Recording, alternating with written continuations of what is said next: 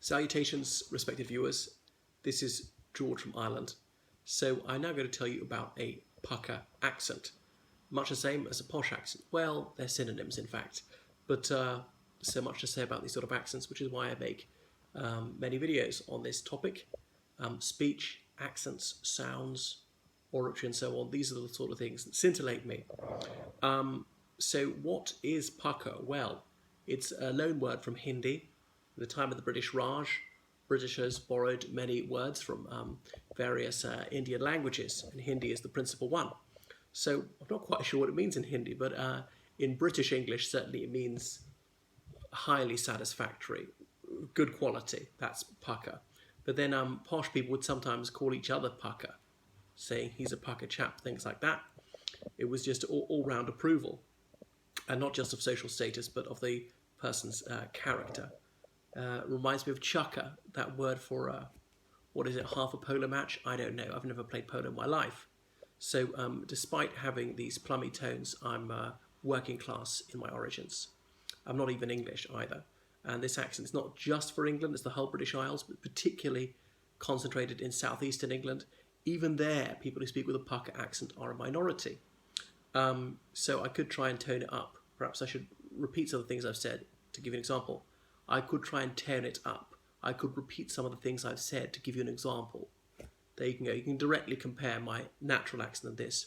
Incidentally, if you want to hear someone's visceral accent, get them angry. When someone's irate, he or she will come out with his or her true accent because they've lost self-control when they've lost their temper, and then you'll hear what they really sound like. I had a colleague who was, his accent, judging by it, you'd say he's from the southern half of the United Kingdom, and indeed he was, but one couldn't locate him more precisely. He'd been an RAF officer, perhaps that knocked the edges off his local accent, but when he was irate, his accent came out as distinctly Welsh, and that's what it was. So was he putting it on to some extent? Perhaps, but when he'd lost his self-control, I heard him speaking from the guts. Anyway, Pukka accents are non-rhotic. That means the R is not pronounced if it's word final, and there might be just a vestigial pronunciation if it's in the middle of the word, pronounced properly if it's the start of the word, like read, read, Richard, Robert. Notice the word Robert, the second R. Is there even a hint of it? Perhaps not. Long vowels, that's another feature of this type of English. I'll give you examples. France, dance, lance, bath. You could contrast those with the accent of Northern England, where they might say France, dance, lance, bath. I had a friend from Cheshire, and the difference between his and my pronunciation of bath was very notable. Remember the strong T, okay? Punish that T. So it's not elided, like in 20. Whereas in many versions of English, particularly American English, it often comes out as 20. So the T is omitted. Oh yeah, the NG sound in ing, these ing suffixes, such as singing. So pronounce it properly. We don't circumcise it as singing, nor do we pronounce the G distinctly as a G, as in sing-ing. So people from Northern England often say singing in the bath, whereas I would say singing in the bath. Now, some people overdo it with their long vowels, and it just comes across as unwittingly comical. If you're playing the stage Englishman, you might want to do that. Say, I'm not sure, say bath, or was Santa Claus. And for perhaps a generation senior to mine, that might have been the proper way to say it. Saying jolly as an intensifier, as in it counts for very. That was really good. That was jolly good. Jolly good show. I've not heard anyone say that for a long time. Another thing which I think is an anachronism is saying by Jove. So I think that's just for the theatre.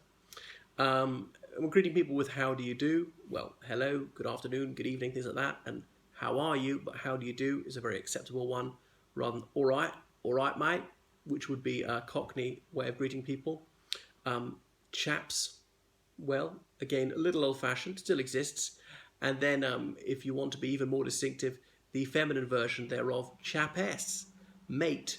Well, that's a borrowing from estuarine English, Well, you find it in Australian English as well. And then the feminine version of it, Maytess, which again is perhaps too studied. So I was doing a comedy routine and I was hamming up the poshness, I would say chaps and chapesses. Though in my ordinary speech I don't actually say that. Drawing room as opposed to living room. Living room is acceptable. It won't make faces fall if you were in Pukka circles. But drawing room is for those who are more in the know. What else? Oh yeah, well, luncheon. That's not really one for the conoscenti. That's just, again, from a previous generation, but still acceptable. Some very upmarket restaurants might say luncheon rather than lunch. Again, lunch is entirely acceptable. But if you're trying perhaps a bit too hard, you might say luncheon, because that is the proper word, just old-fashioned. And again, we tend to have dropped the suffix. We don't say lunch, we're not Swedish, because that's how they say it in Swedish. The evening meal being dinner, definitely not tea. Tea, well, that's afternoon tea, round about 4 o'clock. There's an anecdote about some undergraduate from a working class background comes up to Oxford and he's told the chap would like to have tea with you at 3 o'clock. He says, tea, I will only just have had my lunch. Sorry, me lunch, probably.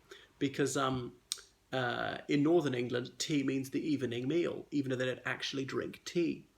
Whereas, I suppose it's a mid-afternoon snack in southern England or in Pukka circles. Supper is, forgive me, supper's not the evening meal. There are exceptions where there might be a certain thing that's called blah, blah, blah supper. Whatever the special event is, like a sock supper at Eton, which is before Christmas. So that's that. I think supper was a bourgeois word and people trying too hard. Anything else? Ooh, that was something that slipped my mind. Oh, not saying pardon. If you don't hear somebody right, ask apology, you're apologising, something like that, you'd say sorry. You'd never say pardon if you want someone to repeat themselves. Again, I think it was a middle class thing when they were striving to be sophisticated and they were adopting words from French, whereas the upper class was to be unpretentious and just used more Anglo-Saxon words. And by the way, swearing in upper class circles is completely acceptable. Depends on the situation. Judge it by the context. It depends who's there and when and how formal the situation is. But not when you're on your best behaviour.